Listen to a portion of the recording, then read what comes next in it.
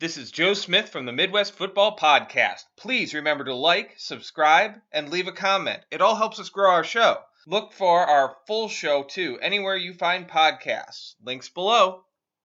Before we get into the quarterbacks, today is the day we had some breaking news where Allen Robinson just got traded for a bag of peanuts from the former Super Bowl Rams that he thought he was joining to the Pittsburgh Steelers, one of our teams. And I'd like to take this time to give a little ode to the tragic tale of the career of Allen Robinson. And he's back in the state where he played college, and he went to Penn State, and he played so well. He got what was his name? Hackenberg. That was it, not TJ Hawkinson. Sorry, tight end of the Vikings. You don't want to get that right. But he got Christian Hackenberg drafted in, I believe, the second round to the Jets.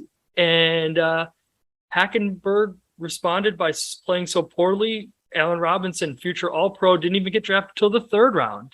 And then he got paired with the Jacksonville Jaguars and Blake Bortles, and then he signed to Trubisky. He jumped on the Trubisky train in Chicago for years, and a lot of people start thinking he might be the greatest receiver ever to play, and he's never had a better than bottom three quarterback in the NFL.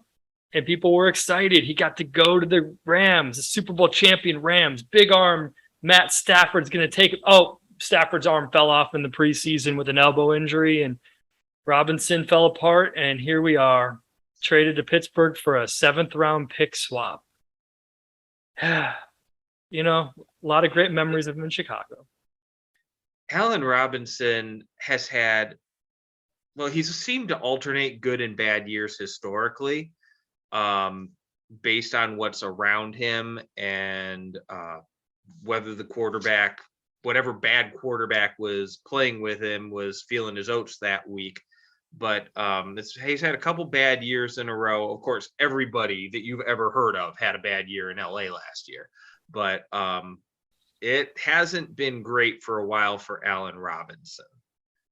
So now that I've talked about the good, and I choose as a Bears fan to remember his first few years in Chicago and how great he was, and including how good he was in Jacksonville. But he left Chicago in a very bad spot because that was Fields' rookie year. He finally had a quarterback that might play.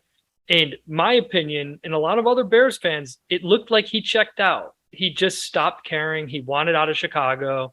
They let him walk. He went to the Rams, and it might have been similar. And it's a shame because, you know, once he finally Fields and Stafford were probably his two best quarterbacks in his career, and those were his two worst years as a pro. And it's a shame, but maybe being traded to Pittsburgh will, you know, help refocus him and reinvigorate his career.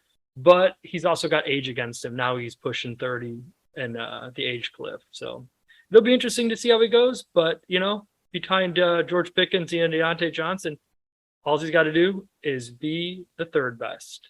Well, that's exactly the point that I was going to say. At Pittsburgh, he has legitimate competition for targets. Most of his best years, he was the only guy, so he was getting a lot of it in volume from bad quarterbacks.